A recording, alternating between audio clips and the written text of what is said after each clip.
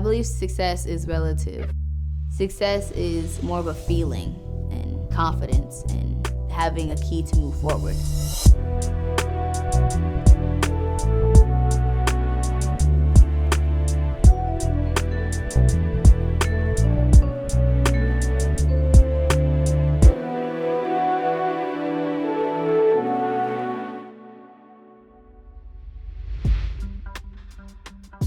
In 2013, a 9-year-old in Dallas, Texas had an idea.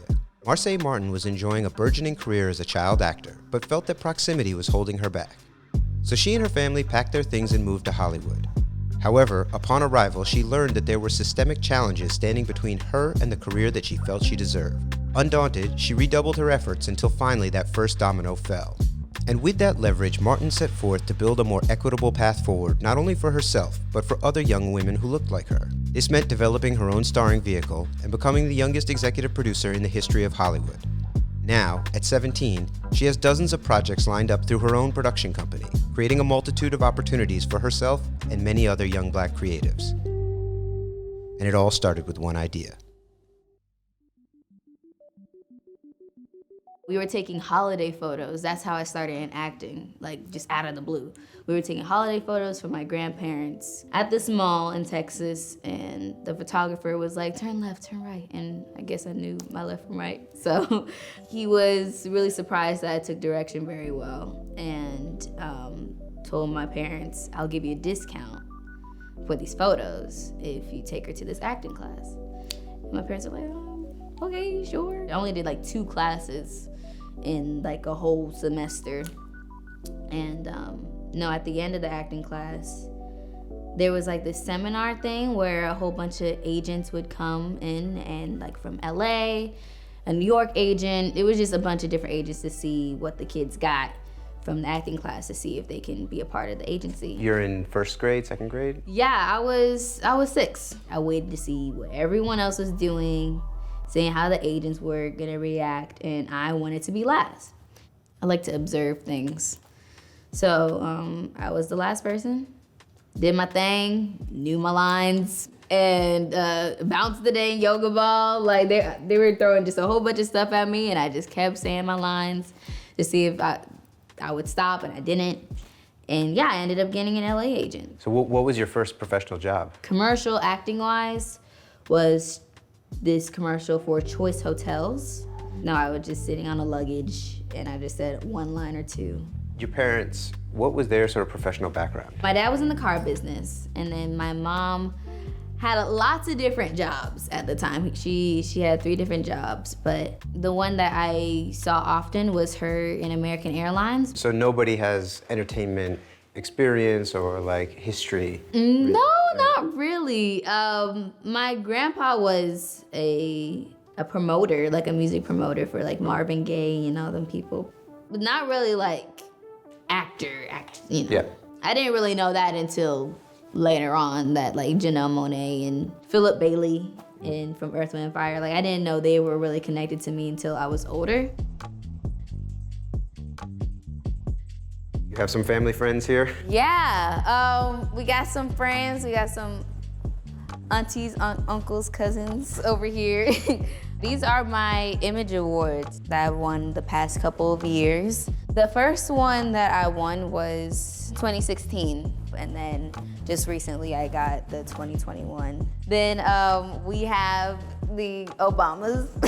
Real casual. Very casual. Me and my family were like, okay, so we got a lot of things to tell the Obamas. I mean, I'm gonna say that I'm left-handed just like him. We're both Leos. I was very hyped on talking to him, but as soon as we saw them both, I was like, like we had no idea what to say.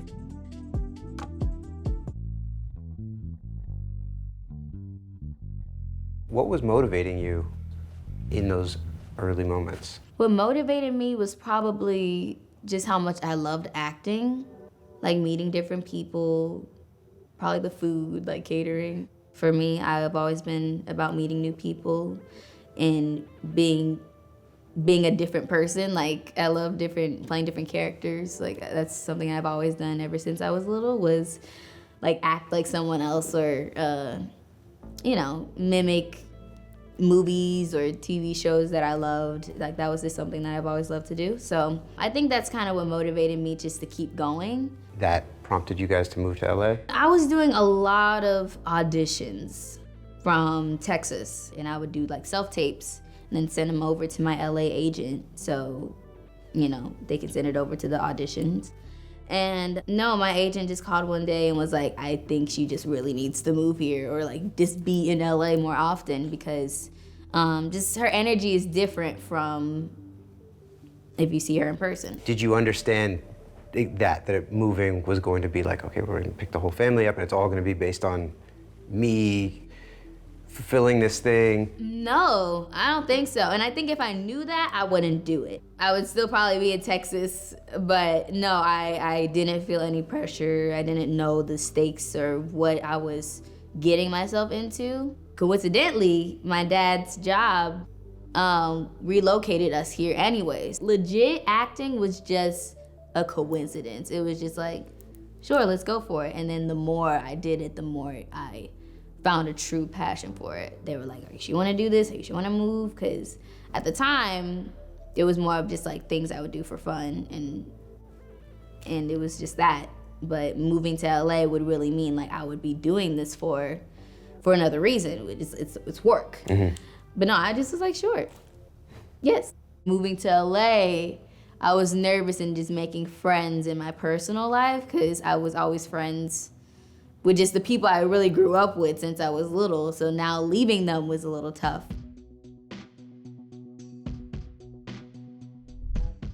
I was going for a lot of auditions, but at the same time, it was hard to get any because I was just you know, there wasn't a lot of young Black talent out there, and in scripts they would describe how they want the character to look like, and it definitely wasn't me, but I would still go into the auditions as a young Black actress. There's only so many of us, like there's handpicked of us, so I would just see every single other Black girl in each audition.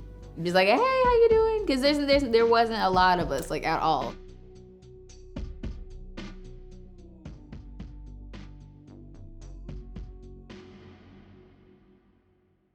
So did it feel different when you read for Blackish? Just a little bit, because I did a lot of auditions for Blackish.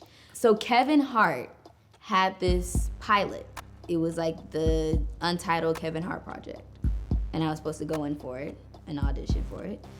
And the same time I got that sent over, we got something called the untitled Anthony Anderson project. And we were like, oh, okay, we love both of them. They're so great. So yeah, we went in for both. I heard back from the Anthony Anderson project and we were like, oh, okay, cool. So I went in for the callback and then they asked for me again. And I was like, wait, what? I was like, we keep doing this over and over again. And it was the same sides, but just different people I was presenting it to. They do another thing called a screen test, which is like the very last one. So then I go in and Anthony's there, all the producers are there, Kenya, the creator of the show, is there, and it's a moment. Dim lights, a bunch of people, like a movie theater, kind of like a mini movie theater, and everyone's sitting there and you're in like the center. And it was very intimidating. I was like, okay, what's going on? And I'm 9 at the time, so I'm kind of like, I'm just gonna do what I've been doing the past couple of auditions. It's just be me, do what I do and see what happens, because whatever happens. I'll just keep doing auditions like I've been doing. I'm finished with the audition. I open the door and Anthony's like, don't tell the girls you got the job. The most important idea I've ever had was probably moving to LA, because that opened up so many doors for not just me, but my entire career. For a young actor, landing that first role is everything. But then you have to follow through and deliver the performance of your life. Marsai Martin had earned the role of Diane on Blackish, but success was still anything but a foregone conclusion. So she put everything her 9-year-old self had into fully developing the character and making Diane jump off the screen. And with that undeniable accomplishment under her belt, Martin set her sights on bigger ambitions.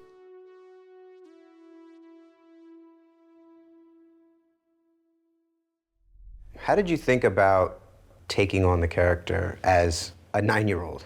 I would say that was my very first creative process, because even my facial expressions, my stare downs, they made it even more like Diane is like an amazing character, like a very impactful character, not just for me to play, but for other young Black girls out there. So even my glasses, because I don't wear contacts, even back then I was like, I'm not wearing contacts, I love my glasses. They knew like Diane with the glasses. I made up her birthday, I made up her favorite color, I made up the people that she would listen to, like music-wise. Like it was just a background story already, so just to build upon that was probably the best part for me. What were the biggest challenges to shooting that first season? Probably getting to know everybody.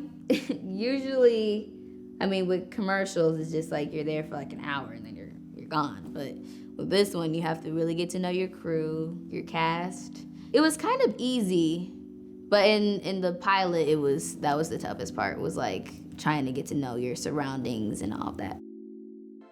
With the lines from the top and the bottom, it kind of just means informed by me being in my own world and me being in my own imagination. And the clouds and the birds and the stars are kind of formed by day and night, because that's really where I get my inspiration from, the beyond that people strive to reach, day or night.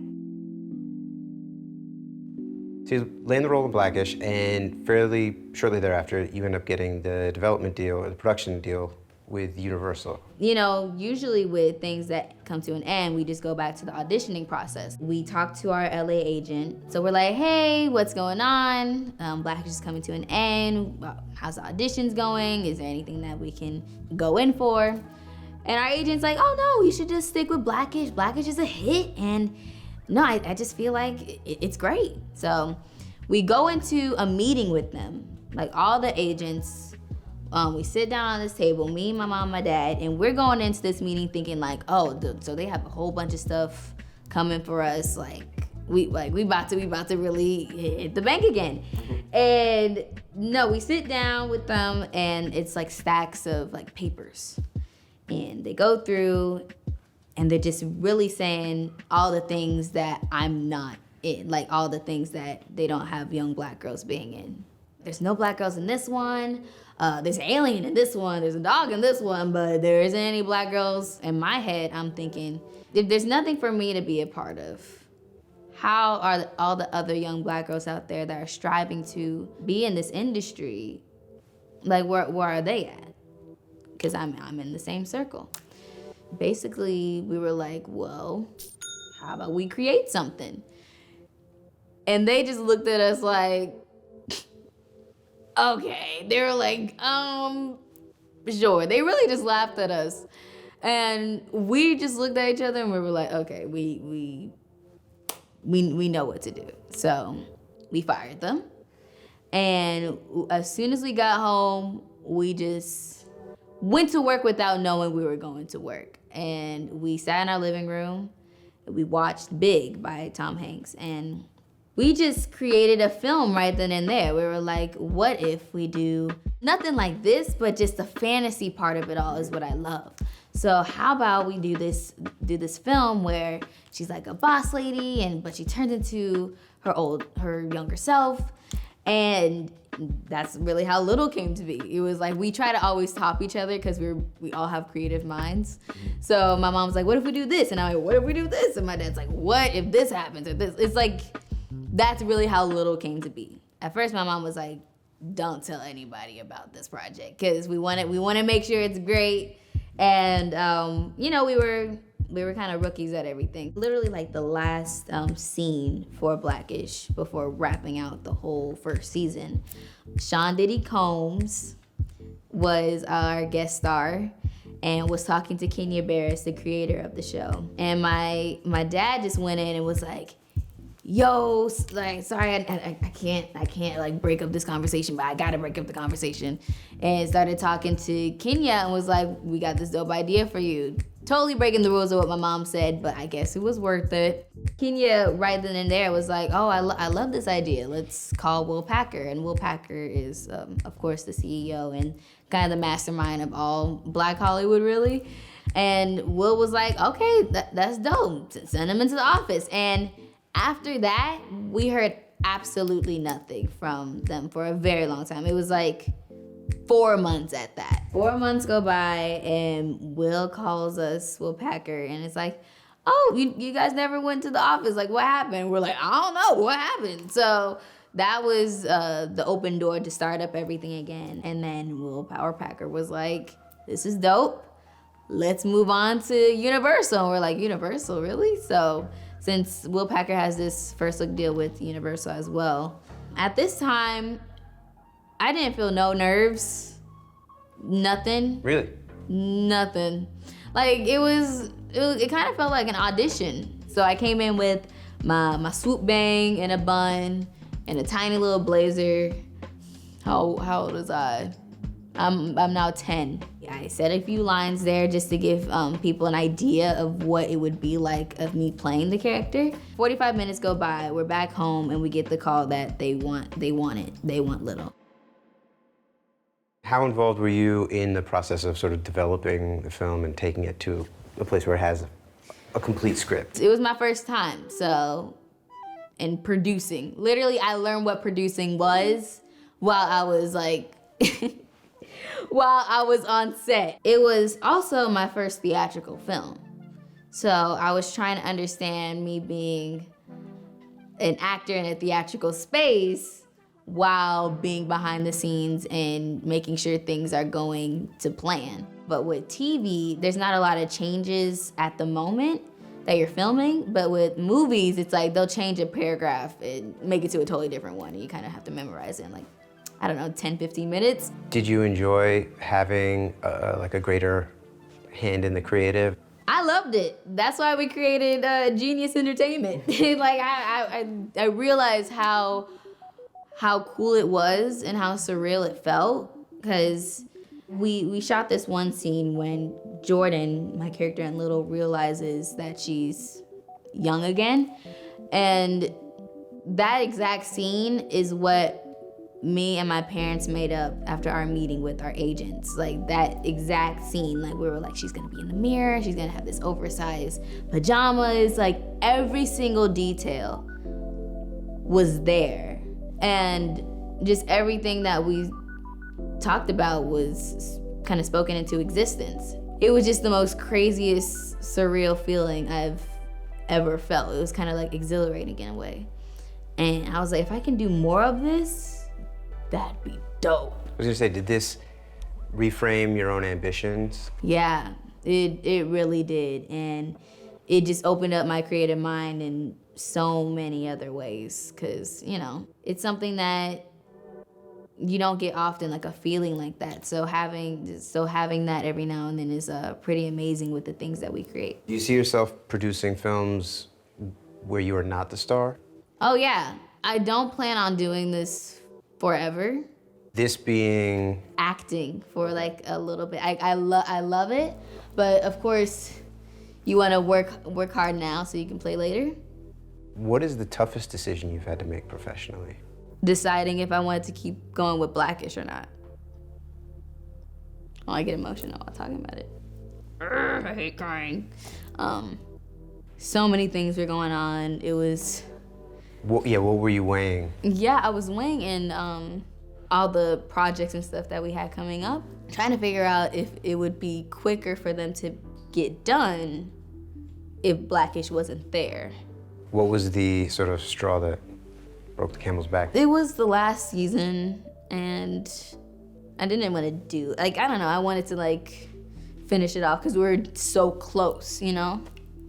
And I didn't want anyone to like feel that I didn't care about the show or any of that, so.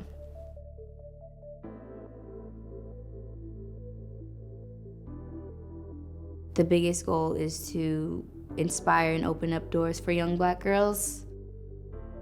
With her first starring vehicle under her belt and the success of Blackish rapidly in the rear view, Martin fixed her sights on taking Genius to the next level. But growing a brand and a business uses different muscles than acting and auditioning, and demanded Martin open the aperture of her ambition to succeed.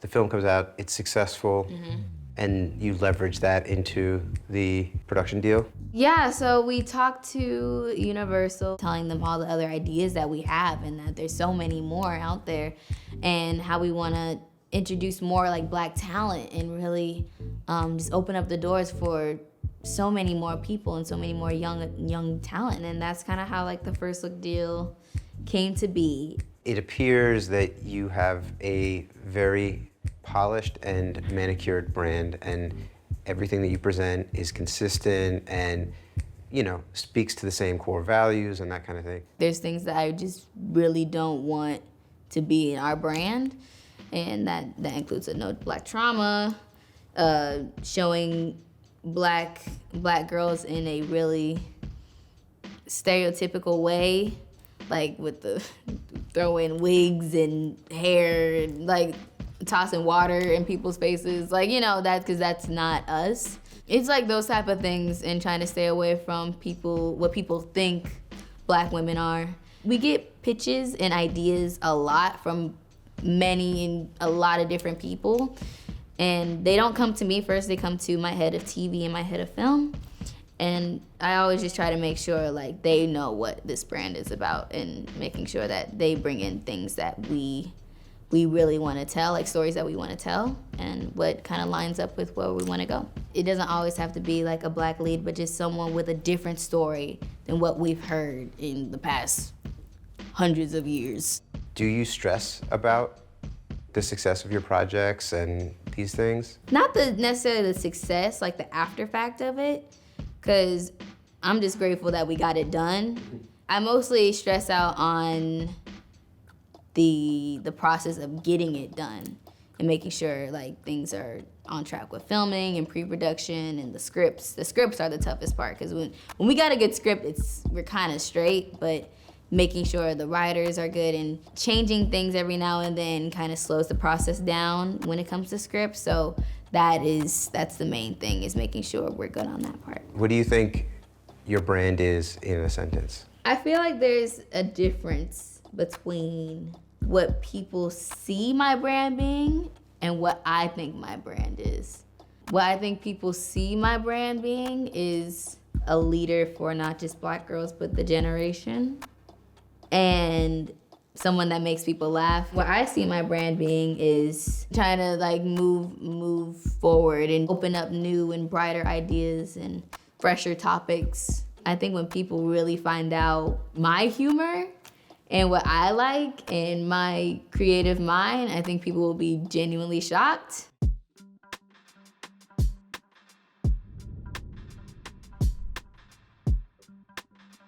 You see my Guinness World Records over there. That's another certificate that was very surprising when I got it. Had it come up in passing that you were the youngest person to ever be an executive producer on a film? Yeah, it did come in passing. The same day the trailer came out for Little, that's when I found out that I was gonna be the youngest producer, but that wasn't the intention when we first made the film. It wasn't like, if you make this, you're gonna be the youngest, whatever. It was never like that. It was never about the title, it was never about the history, but it was more of just what needed to be done. Do you have interest in directing, for example? Actually, yeah, I do. I'm trying to figure out the right project I can do that at, but I'm grateful that I can have options. Do you plan on going to college? We talk about this all the time. I don't. Okay. Because I already know what I want to do for the next 4 years or so. And I already don't like being around a different environment as much. Like, I've been around my family and everyone for so long. I think it would be a little tough for me to like be out somewhere else. It's a little tough. But I mean, obviously there's different chapters in people's lives, so I think it would be beneficial for me to know my independence. How do you navigate the dual relationships of business partnership, and then you were sort of the leader, and then obviously being the child where you're somewhat subordinate. It's just where I make the decisions, but it's like but it's like it's a family unit. So honestly, it's a tough question to answer because it's like, it's honestly no different whether we're talking about what's next in school versus what we're talking about with our next 4 films. It's the same conversation. I think that's what I love about my parents, is that they still young, they still know the moves and stuff, and like they still understand me. And no, I think that's what I love, and I think they're my best business partners. What would you say is like the key that keeps you and your parents so grounded? That we're always around family, and our support system is people that like won't turn on us, or make sure that like they make sure that we're good, like always. I would say I'm around more of my cousins and my aunties and my uncles more than like people in the industry sometimes, which is definitely like a good help. And I think that's what keeps me grounded. With family and friends, I'm Kayla. But out here, I'm Marsai Martin, which is in my ways different.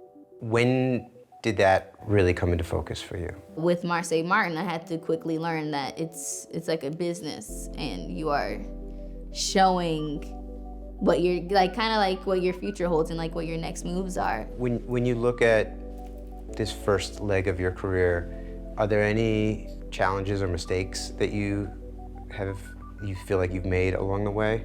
I'm not as great at public speaking because I can get in my own head sometimes, and I'm a very big overthinker. I'm kind of fearful of the things that I don't know what I'm expecting. Like if I don't know what to expect, then I'm a little stressed out and nervous, and I have really bad anxiety, so I panic a lot. So that's the thing that can build up to a lot of mistakes. How do you sort of navigate your anxiety? Usually music or sleep, maybe hang out with friends before going into an interview, or just like, something like that. Making sure that I'm in a calm headspace before walking in, because if I'm in a rushed mental state, then it's really hard for me to like be calm. Would you characterize yourself as competitive? I'm like a big rooter for people that I've seen like grow, like especially with people that I've seen in like the old auditions that I used to do, finally having like a TV show or just something like that. I've always rooted for. But when it comes to business, then sometimes I'm a competitor, sometimes. But I just want to do stuff that's great, makes me feel good. What's for you is for you. It's truly for you. I always say I don't chase, I attract. Whether you're starting out in the industry to now being a whole business man or woman, you always know that whatever comes to you is simply just for you, good or bad. With quite a bit of professional life ahead of you, is there any one goal that you have for the next phase of your career? I want to build a studio, preferably in Texas, for all the young talent starting out, and I don't know, a very big creative space. I want it to be just my brain spilled out into this cool creative space that everyone can join into. It seems like a lot of your ambitions center around filling a void that you saw as a child. Yeah. Is that fair to say? It is pretty fair to say. I've always had a big creative mind, like huge imagination, and I'm glad that it still carries on, and I'm still trying to learn and find myself, so I'm not trying to like rush anything. As someone that works tirelessly, how do you manage your work-life balance? Honestly, it's kind of hard, so if anyone got any tips, let me know, but it's very difficult. Do you ever feel like burnt out? Oh yeah. But I don't think that stops me from being great. I push through it by just remembering why I'm here in the first place. And that's for kind of just changing the industry and making sure that the young Black girls out there have something to look at and something to be inspired by. Making my family proud. That's the biggest thing too.